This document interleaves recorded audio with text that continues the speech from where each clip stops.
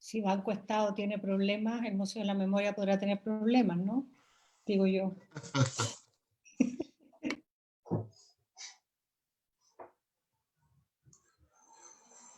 Ya está conectado a Facebook, ya. Estamos en Conectados del Museo de la Memoria y los Derechos Humanos. Hola, bienvenidas y bienvenidos a esta nueva emisión de Memorablemente, que es un programa de Conectados con la Memoria del Museo de la Memoria y los Derechos Humanos. Y en esta oportunidad tenemos la posibilidad de conversar con una persona que tiene una gran trayectoria y que también es muy cercana al museo. Me refiero a Carolina Toá, quien es integrante del directorio del Museo de la Memoria y los Derechos Humanos, pero que también ha tenido por sí misma una trayectoria muy significativa en el ámbito del mundo político.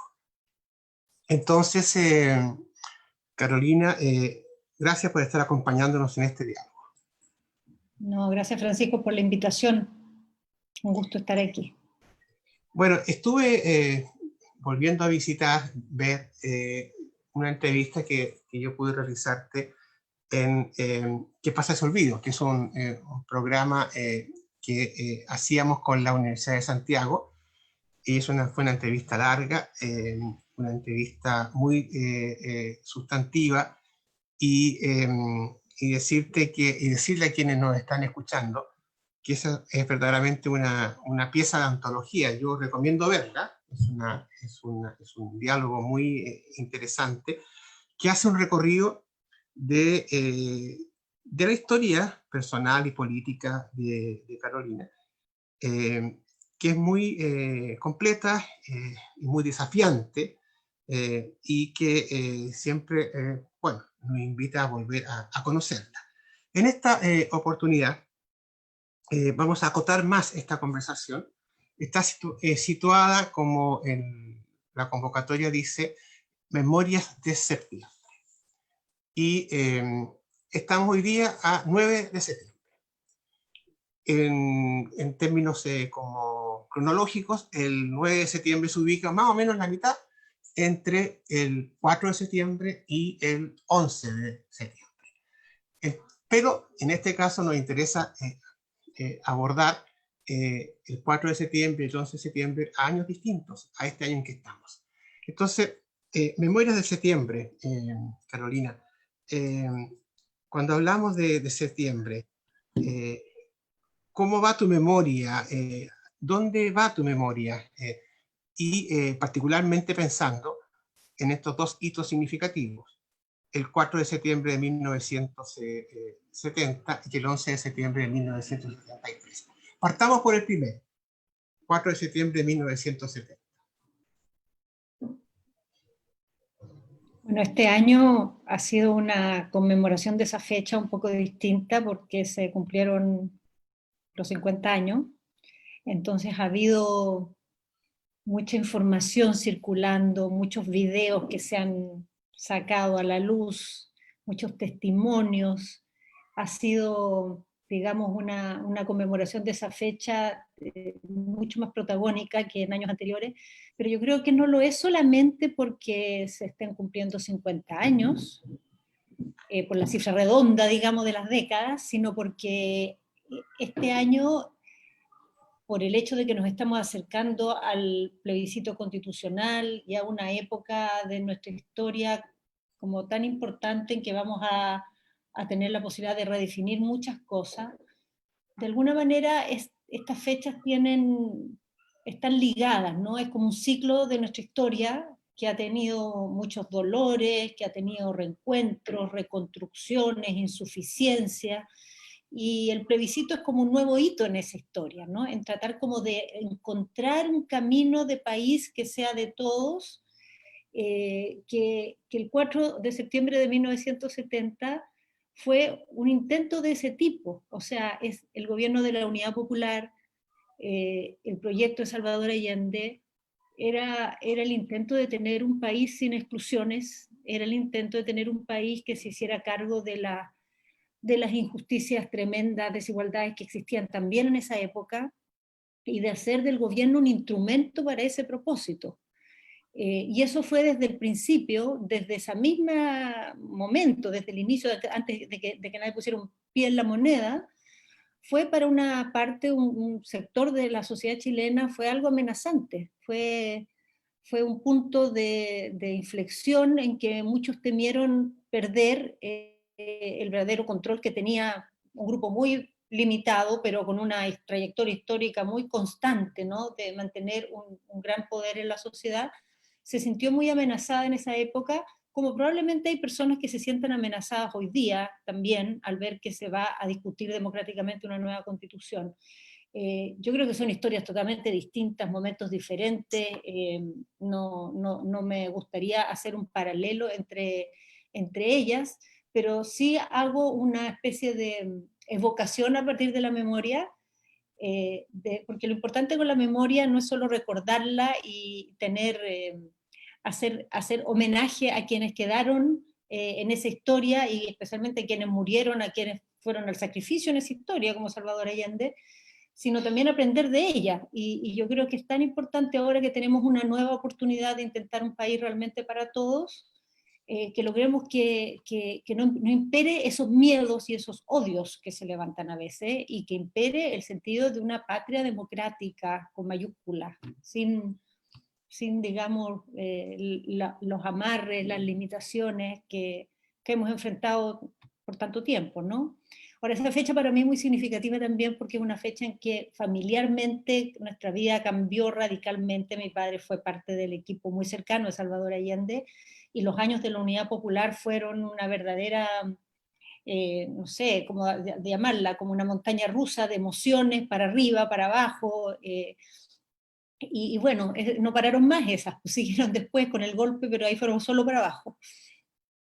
Sí, Carolina, y tú eras muy niñita en esa época del gobierno de Allende, tenías menos de 6 o 7 años, entonces, ¿cómo tú vivías ese tiempo? O sea, ¿tú sabías que estaba ocurriendo lo que acabas de decir, que algo importante estaba ocurriendo, era un sueño, era una preocupación, era un juego? ¿Cómo vivías tú ese tiempo?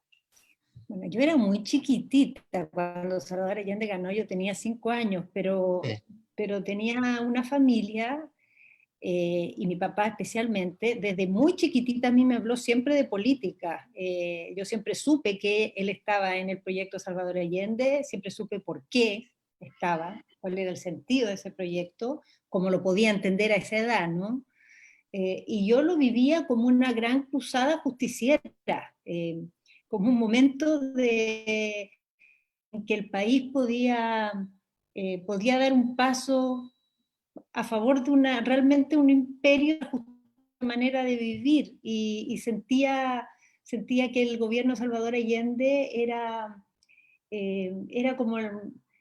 como esos momentos en que en la historia se revierten dolores acumulados, exclusiones acumuladas.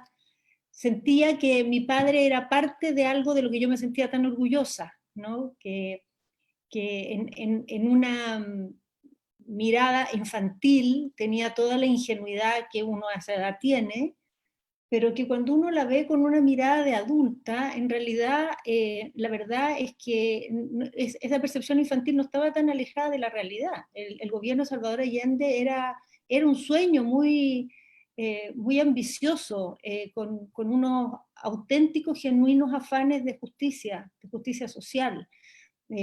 con un genuino sentido democrático, y democrático no solo en el sentido de respetar la democracia, sino en el sentido de creer profundamente en lo que significa cuando uno la lleva a todos los planos, ¿no? Entonces yo creo que esa mirada infantil no era una mirada equivocada, era la mirada de una niña, pero que no estaba muy alejada de la realidad. Carolina, quizá, no sé si exactamente por eso, pero yo cuando muchas veces te he escuchado, tú tienes una gran preocupación y sensibilidad por los derechos de los niños, o sea, derechos de las niñas, de los niños. ¿Hay también quizá ahí una reminiscencia de esa memoria temprana tuya? O sea, puede ser, porque la verdad es que eh, hoy día el tema de la niñez está muy presente en nuestra conversación, pero en esos años, en el proyecto Salvador Allende también lo estaba. Estaba de manera protagónica en su programa, estaba de manera protagónica en su discurso, en su narrativa para hablar del país. En esta idea del sueño estaba muy presente la idea que hoy hemos vuelto a recuperar, ¿no? De entender, él lo tenía muy incorporado, yo creo, por su trayectoria médica, por su compromiso y su historia en la salud pública, de cómo en la niñez se marcan tantas cosas que después en la vida van teniendo expresión y consecuencias, y cuando uno en la niñez hace ese esfuerzo de evitar algunos niños, por la historia de sus familias o por el origen social que tienen, queden excluidos de las cosas básicas que nos forman como personas, ¿ah? De condiciones de bienestar, de salud, de educación, de tener afecto, de tener respeto. Esa es una marca que después en la vida es muy difícil curar y tiene consecuencias para siempre. Entonces, esta historia de Salvador Allende, recordemos que Salvador Allende fue protagónico en toda la creación del sistema de atención materno-infantil, que ha hecho a Chile un faro en estos temas hasta el día de hoy. Hasta el día de hoy es un país que en esto se destaca y que tiene logros de los países más desarrollados del mundo, y en eso Salvador Allende estuvo, pero mucho antes, ¿no? En las épocas de los gobiernos del Frente Popular. Y eso estaba también planteado en el gobierno de la Unidad Popular, y no solo como política pública, estaba como relato, estaba como discurso político, como manera de entender cómo se transformaba un país, cómo se hacía realmente una sociedad más justa. Así que a lo mejor por ahí me vino, también quizá me vino de la manera que tenía mi papá era muy dado, siempre enganchaba mucho con los niños, le encantaba conversar con los niños, no solo jugar y hacerles chochear con los niños, sino que conversar, hablarles, escucharlos. Mis amigos, mis primos, todos tienen muchos recuerdos de él, porque se fijaba mucho en los niños, no era de esa gente que le hace así a los niños, sino que se Sí, sentaba, conversaba, los escuchaba, les tenía curiosidad. que es completamente cierto eso. Además era como, en este caso, un gigante no egoísta, porque tenía 1,95 m de estatura Mucho lo eh, anticipo. y la relación con los niños fue siempre una relación, como tú lo has contado, una relación como de mucho afecto, cercanía, pero también como de inteligencia, en el sentido de poder relacionarse y poder dialogar y poder entender. Y esa inteligencia de tu padre, comprometida con los cambios, se transformó en un acto también de mucho coraje el día 11 de septiembre, porque él decidió ir a La Moneda, pese a que no tenía un cargo de gobierno en ese momento. Fue una decisión mayor, pero esa decisión mayor era también la expresión de una consecuencia, ha sido parte de un proyecto. ¿Qué memoria te queda a ti de ese otro momento o de ese otro día de septiembre? Estamos hablando ya del 11 de septiembre del 73. Bueno, el 11 de septiembre eh, fue un día inolvidable para mí. A pesar de que era muy niña, todo lo que pasó ese día, prácticamente a todas las horas del día, lo tengo totalmente grabado. Desde ver salir en la mañana a mi papá muy temprano, con una actitud y un gesto y una cara que me alarmaron. Efectivamente, él ya no tenía ningún cargo, porque mi papá fue ministro del Interior de Allende, le hicieron una acusación constitucional para destituirlo. En esa época la oposición aportillaba así al gobierno de Salvador Allende, y después fue ministro de Defensa, y cuando fue el tanquetazo, él se retiró del ministerio, entonces ya no estaba con ningún rol formal. Sin embargo, él había estado con Salvador Allende en todas las campañas presidenciales que él había hecho. Había sido parte de su equipo directo por 30 años.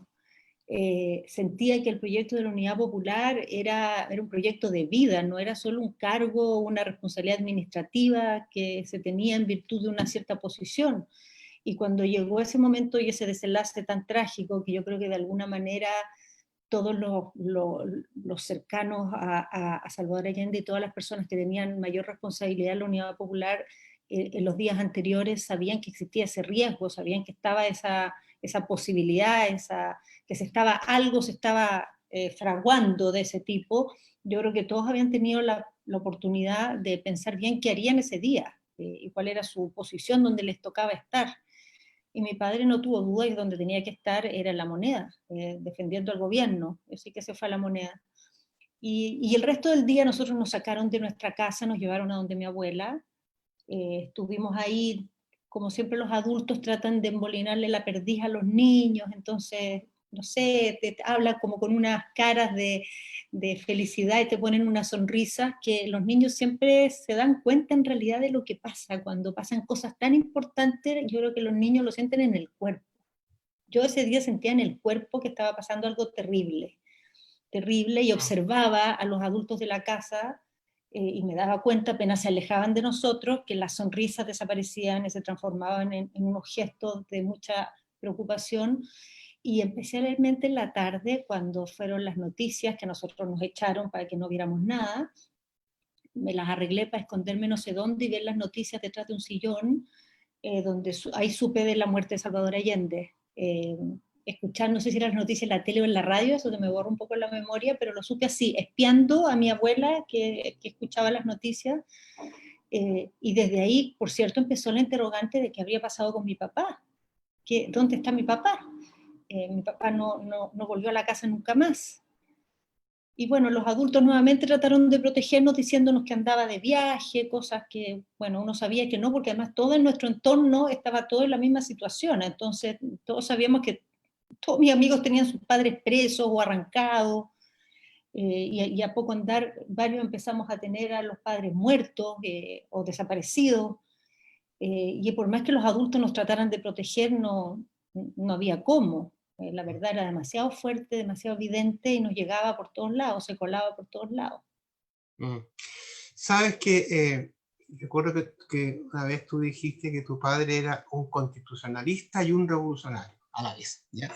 Y eso se manifiesta cuando él llega lo sabes bien tú, al Palacio de la Moneda ese día 11 de septiembre.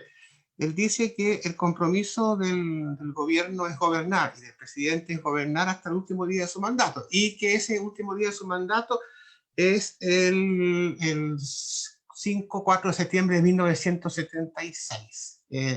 O sea, él va a La Moneda y entrega ese mensaje llamado así constitucionalista. Es así como lo estamos planteando, ¿no? Bueno, yo creo que tal cual.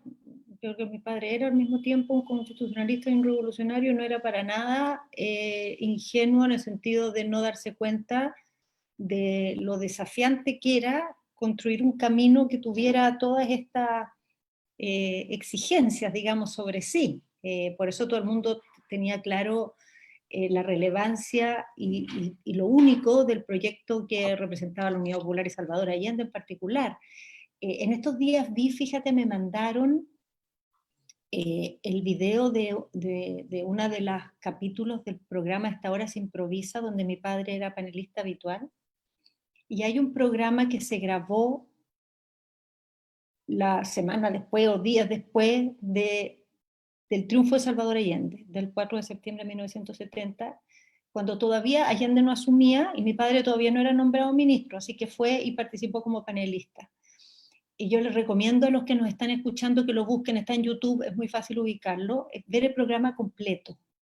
Primero porque por la manera en que mi padre en ese programa plantea el triunfo de Salvador Allende, con la serenidad y convicción democrática que reafirma lo que va a hacer Salvador Allende en la moneda, cómo valora al pueblo chileno por su participación democrática, por su conducta ejemplar, habla de cómo ven los corresponsales extranjeros esta experiencia chilena y cómo les admira que este pueblo que apoya a Salvador Allende es un pueblo comprometido, en gran parte incluido en la militancia política, pero también un pueblo independiente, diverso, que no está inscrito, digamos, en el mundo de los partidos, pero que se siente parte de este proyecto, y este proyecto tiene toda esta riqueza y esa amplitud y esa diversidad. Y el programa se desarrolla, es un debate, además hay otros interlocutores, y creo que durante todo el transcurso dura 1 hora y media, uno como ve muy reafirmado lo profundas que eran estas convicciones. Y ahora con el paso del tiempo uno también ve lo adversas que eran las condiciones, ¿no? Lo adverso, lo difícil que era llevar adelante ese proyecto, no teniendo mayoría en el Parlamento, habiendo guerra fría fuera de las fronteras de Chile, con todo lo que eso significaba de presiones internacionales, con el nivel desde el primer día que tuvo el gobierno de Salvador Allende de obstrucción de parte de sectores que tenían mucho poder y muchas conexiones y que nunca le dieron ninguna oportunidad a ese gobierno de desarrollarse, sino que desde el primer día le hicieron imposible el cumplimiento de su labor. Bueno, yo creo que es una historia llena de sueños y es una historia trágica también, la de la Unidad Popular, y el golpe de Estado el 11 de septiembre es como la fecha en que ese desenlace, digamos, se mete en nuestras biografías, y yo creo que está ahí metida en nuestras biografías para siempre, en nuestra biografía como país, digamos, no solo personal. Sí, bueno, yo creo que siempre está acompañado este tema de los momentos constituyentes. Ya en tiempo de la Unidad Popular, como tú dices, habló de una nueva constitución. Luego, con el golpe, termina la constitución de 1925. Tú ya creces, eres una joven, entras a estudiar en la Universidad de Chile, y ahí también eres parte de un proceso constituyente, la creación de la fecha. Sí, eso es muy chistoso, la verdad. Cuando uno lo cuenta, nadie lo cree. Sí. Que en la fecha cuando en la dictadura disolvió la fecha, no sé si la gente que nos escucha sabe esta historia, disolvió la fecha, sacó a los rectores. Nosotros en la Chile, cuando yo estudiaba, tenía como un general de rector, un general que lo nombraba Pinochet a dedo, y el general a su vez nombraba a los decanos a dedo, y obviamente con el criterio evidente que puede tener un general que parte de una dictadura. O sea, ese era el sedazo que tenía que pasar una autoridad universitaria. Y cuando la FECH bueno, la dictadura no solo disolvió la FECH, sino que creó una federación, digamos, proclive al régimen, que era nombrada por las autoridades universitarias. Cuando se decidió reconstruir la FECH, que fue un poco antes de que yo llegara a la universidad, empezó un movimiento muy de abajo que logró primero rehacer los centros de alumnos. Los centros de alumnos se fueron eligiendo porque las facultades estaban todos juntos. La Chile es una universidad, no sé si tampoco todos los que nos escuchan sean de la Chile, no creo. La Chile es una universidad muy dispersa, las facultades están todas separadas, siempre ha sido así. Entonces, al interior de cada facultad era muy fácil juntarse, coordinarse, hacer asambleas, decidir hacer el centro alumno, y se rehacía el centro alumno. Y después se empezaron a juntar estos presidentes democráticos, eso fue como en el año de las protestas. Cuando las protestas partieron, empezó todo este movimiento simultáneamente. Y se decidió este consejo de presidentes de centros de alumnos reconstruir la fecha. Eso yo ya estaba en la universidad cuando eso pasó. Yo entré a la universidad en el 84, creo, el 84, el 83, ya la verdad me confundo, creo que el 84. Y la manera de reconstruir la fecha era primero hacer la constitución con que iba a regirse esta futura federación. Entonces, antes de elegir la fecha, antes de hacer una elección para tener una directiva de la fecha, Se hizo una elección para una asamblea constituyente que iba a ser los estatutos de la fecha. Es muy chistoso.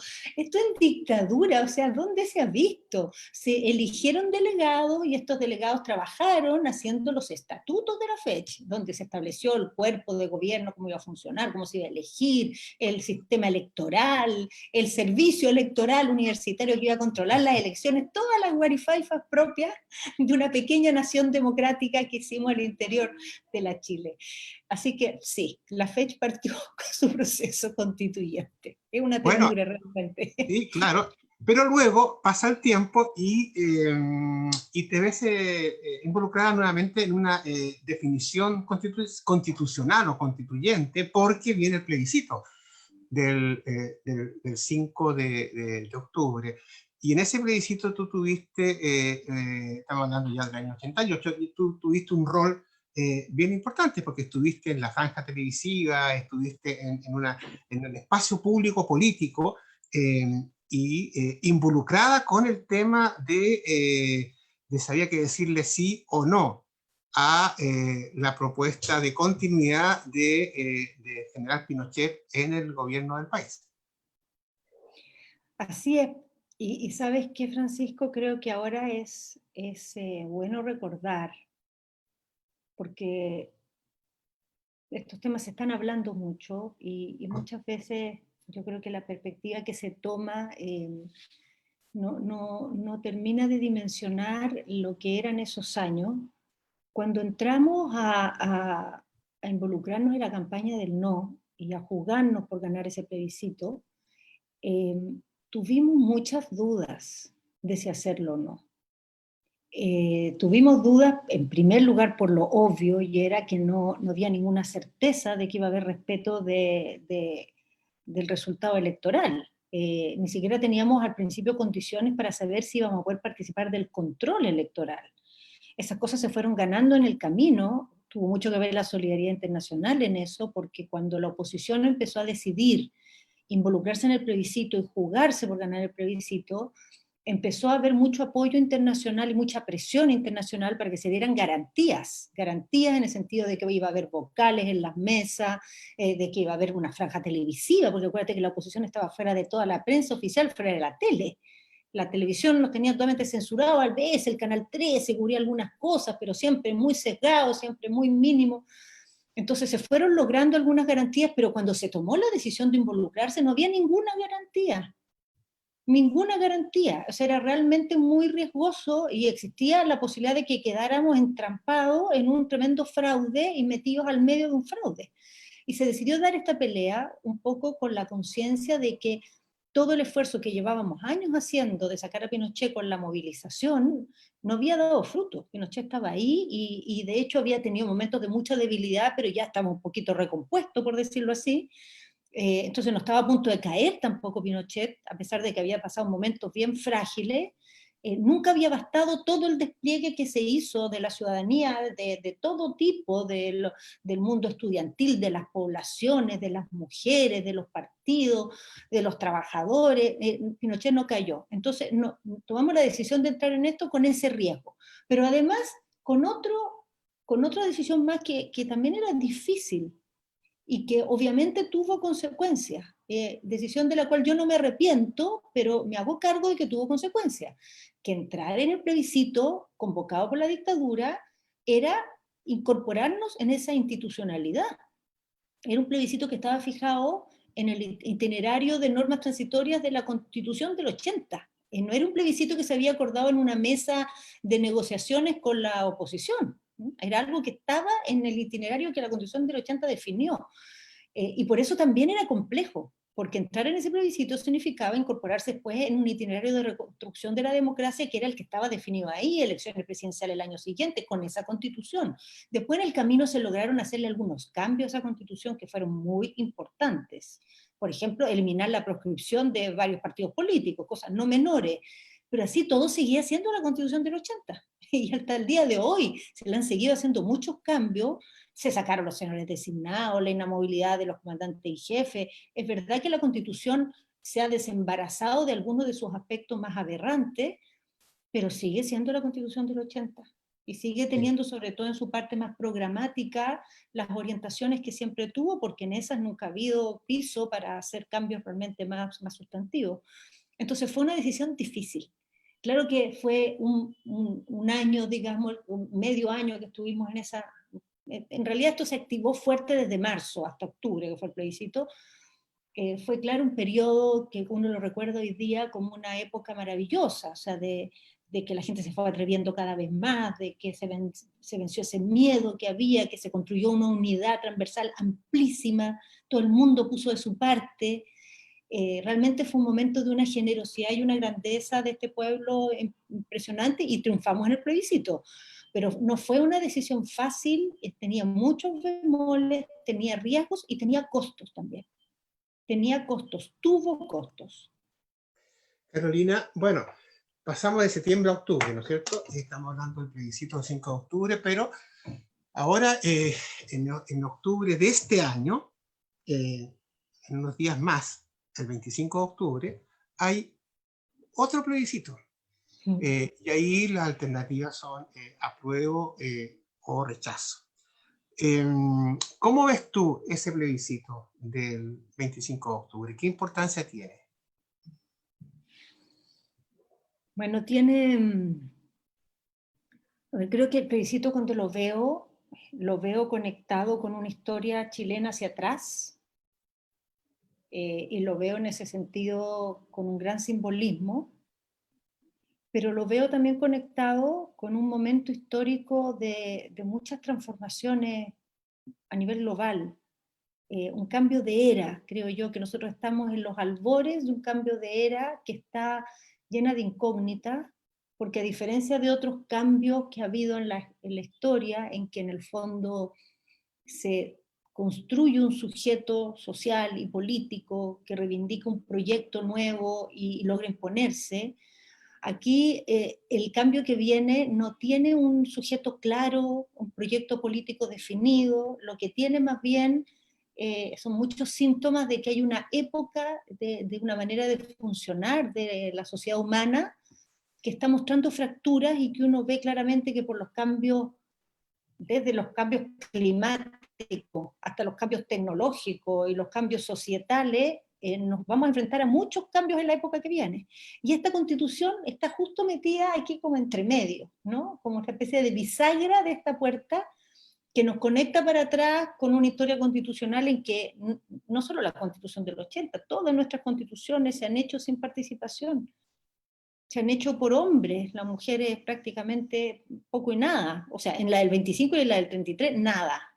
En la del 80 hubo una de los integrantes de las comisiones que era mujer, pero obviamente sin ninguna participación y obviamente impuesta al pueblo chileno. Todas constituciones que se hicieron de alguna manera en momentos en que la sociedad tenía un quiebre y que la constitución fue el resultado del bando vencedor sobre el bando vencido. Y yo creo que esta constitución es totalmente distinta. Es una constitución que se va a hacer democráticamente, se va a hacer con todos los sectores de la sociedad, se va a hacer con paridad. Muy probablemente, yo cruzo los dedos y espero que eso se logre, está justo en estos días viéndose los mecanismos con escaños indígenas, lo cual también da la posibilidad de que sea la constitución que inicie un camino para tener un pacto de Estado con los pueblos indígenas de Chile, de verdad, que lo respetemos y en el cual todos nos sintamos parte. Entonces, la verdad es que respecto a nuestra historia, es una constitución que es un salto, es un momento, digamos, de una conquista como sociedad, que nunca hemos estado ni cerca de eso, ni en la sombra, ni en los bordes de eso. Pero al mismo tiempo, insisto en eso, es una constitución con que Chile va a navegar los próximos 30, 40, 50, no sé cuántos años irá a durar, que va a ser una época de muchos cambios, yo creo que en todo el planeta, de que va a ser necesario adaptar los modelos de desarrollo, las formas en que la democracia da cuenta de una sociedad tan distinta como la que es hoy la sociedad humana, de los desafíos ambientales que tenemos, que si no los enfrentamos, la humanidad y el planeta entero va a pagarlo muy caro. Entonces esta constitución nos tiene que servir no solo para sanar esas heridas que tenemos, sino para navegar en estos mares que nos esperan hacia adelante, que son súper desafiantes y que están llenos de interrogantes. Entonces, pucha, es otro octubre intenso, el del 2020. Claro. Y claro, después de este plebiscito va a venir el tema bueno, es resultado también del mismo, si va a haber una elección de una convención constituyente completa o mixta, pero igual va a haber elección para elegir eh, a las y los integrantes de esa instancia. Y, y por cierto, ahí va a comenzar un proceso tremendamente desafiante, como tú lo señalas, de redactar una nueva constitución. Yo te he escuchado ahora decir algunos de los elementos que a ti te parece que debieran estar en esa nueva constitución, que son, yo creo, muy significativos. Hablaste del tema del medio ambiente, hablaste también de los temas como de la tecnología, de las mujeres, del tema de los pueblos indígenas. Y estés o no estés, es ya una decisión que te corresponde, que te corresponderá a ti, pues estés o no estés en ese espacio de definición de una nueva constitución. La pregunta es, ¿tú crees que ese es un espacio donde también es posible incorporar algo que está discutiéndose también en España ahora, que es el tema del derecho a la memoria?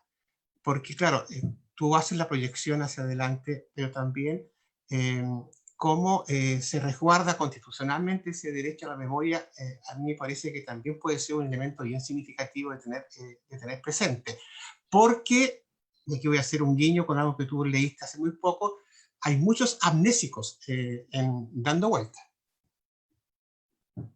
Sí, así es. Bueno, el guiño, para los que no lo saben, es por un libro que comenté hace poco con Francisco, que se llama Los Amnésicos, de una escritora que se llama Janet Schwartz, ahora sí. Schwartz, Sí. que es una franco-alemana. Y bueno, léalo. No vamos a contar aquí el libro, no vamos a hacer spoiler del libro. Por supuesto que ese va a ser uno de los temas que va a estar en la discusión. Y creo que es un tema que va a estar en la discusión y debiera estar en la discusión en la Constitución y más allá de la Constitución, porque es parte importante. Yo creo que en los últimos años lo hemos visto reflejado de manera muy clara, lo distinto que es cómo uno interpreta la sociedad en la que vive, cómo uno interpreta sus problemas, cómo uno juzga también sus desafíos, cuando existe esa memoria que cuando no existe. Y cuando no existe, la posibilidad de las sociedades de crecer, de avanzar, de madurar, se ve limitada. Al final la memoria no es algo muy distinto de lo que es para nosotros como seres humanos. Tiene que ver con construirnos como en nuestra identidad, como ser conscientes de quiénes somos. Y eso te para de una manera mucho más solvente ante tu presente y ante tu futuro. Cuando no tienes memoria vives en una eterna inseguridad de dónde estás, de dónde te paras, de quién eres. Y no aprendes. Sí, yo creo que el tema mayor es que no aprendes. En ese libro, mira, vamos a hacer un pequeño spoiler, chiquitito nomás. En ese libro, esta autora, como es franco-alemana, ella reconstruye mucho cómo se hizo el proceso de la memoria en Alemania y en Francia después de la guerra. Y llega a la conclusión de que el hecho de que Alemania haya sido una sociedad donde esto se discutió tanto, que causó tantos quiebres generacionales, incluso eventos violentos en algunos momentos, como fueron los distintos grupos muy radicalizados que recurrieron a prácticas terroristas a fines de los 60 y en los 70, de alguna manera producto de o haciéndose cargo de la negativa que todavía tenía la sociedad a asumir su memoria y a reconocer sus culpas transversales. Bueno, todos estos dolores, dice ella, obligaron a Alemania a asumir de manera mucho más societal las responsabilidades que había tenido en permitir que el nazismo gobernara como gobernó, hiciera los crímenes atroces que cometió. Y cómo esto no era solo culpa de los protagonistas, sino de alguna manera de una sociedad que había sido permisiva, se había hecho la lesa con esta historia, y cómo eso Alemania lo había entendido en las décadas siguientes, con mucho dolor, con muchos costos, con muchas tensiones, pero eso, visto desde hoy, ella cree que es una gran fortaleza de la sociedad alemana hoy, que ha vuelto a la sociedad alemana más consciente, más con un sentido de corresponsabilidad, con una práctica democrática mucho más incorporada realmente, no formal, y echa de menos eso en Francia. Echa de menos eso en Francia, porque siente que Francia ha sido más tardía, más lenta y más tibia para enfrentar realmente su memoria y sobre todo el rol que tuvo la sociedad en tolerar ciertas cosas, no solo los asesinos directos, sino cómo la sociedad reaccionó ante eso.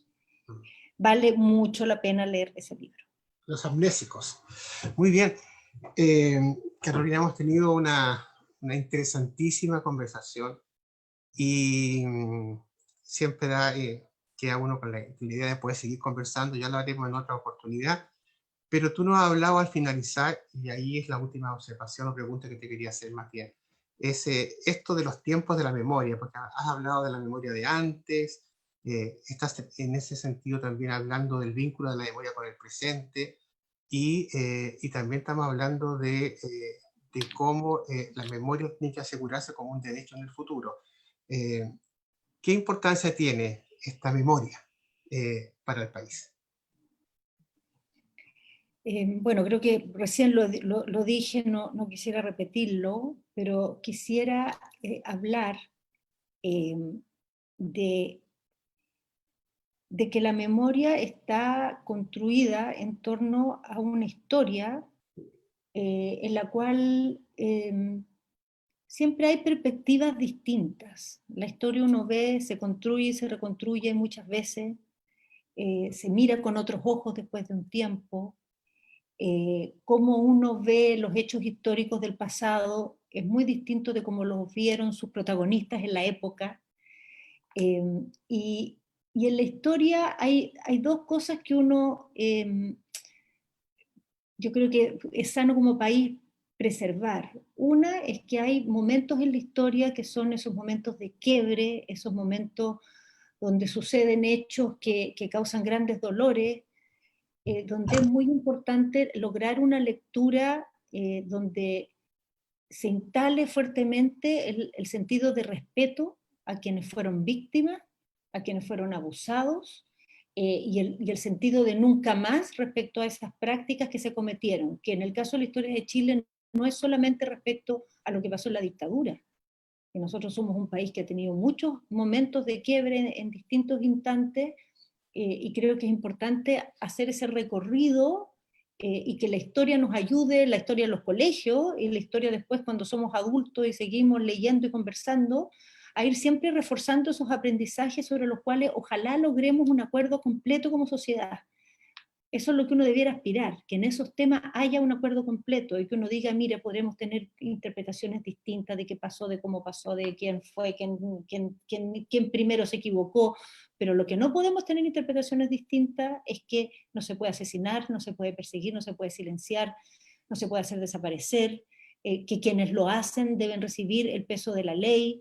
En eso no debiéramos tener desacuerdo. Y yo creo que eso que vale para nuestra historia así para atrás, y ahora que estamos recordando el 11 de septiembre, vale también para nuestra historia inmediata, en nuestra historia reciente, porque en nuestra historia reciente vivimos tenemos, yo creo, dos quiebres grandes que están a la vuelta, están muy cerca nuestro. Uno es el estallido social, donde podemos tener, insisto, muchas diferencias, pero deberíamos estar de acuerdo en que no puede ser que el Estado en su ejercicio de guardar el orden viole los derechos humanos, y no puede ser que esas cosas queden impunes. No puede ser que las diferencias que tenemos en torno al estallido social se traduzcan en hechos que vulneran la dignidad de otra persona o violentan a otra persona. Tiene que haber maneras democráticas respetuosas de enfrentar esos conflictos, maneras no violentas, maneras que no pasen a llevar los derechos de los demás. Y creo que el otro gran quiebre que tenemos, vigente hasta hoy, nos ha acompañado toda nuestra historia, es el quiebre entre el Estado de Chile y los pueblos indígenas, particularmente el pueblo mapuche, que es una historia que seguimos viendo sus capítulos permanentemente y donde estas mismas historias se replican, que el Estado, en un afán de resguardar el orden, pasa a llevar los derechos humanos. y lo hace de una manera en que muchas veces las instituciones no reaccionan, o reaccionan tarde, o reaccionan mal. Y obviamente en esa lucha no son aceptables las acciones que vulneran los derechos de los demás, o las acciones violentas. Pero así como no son aceptables, el Estado tiene que buscar una manera de reaccionar a eso que sea respetuosa a los derechos humanos, que no vulnere los derechos humanos, porque si no profundizamos esa herida. Y uno y otros, creo yo, ni el estallido social, ni el conflicto entre el Estado y el pueblo mapuche se van a resolver por acciones policiales, se van a resolver con acciones políticas. Y en eso la Constitución, el plebiscito del 25 de octubre es como una gran oportunidad para empezar a resolver esos problemas. No los vamos a resolver completos, ¿no? Para empezar esta nueva etapa además, porque hemos tenido otras etapas en la historia en que hemos hecho intentos y hemos hecho avances en enfrentar esos problemas, pero siguen ahí como heridas muy grandes en la sociedad chilena.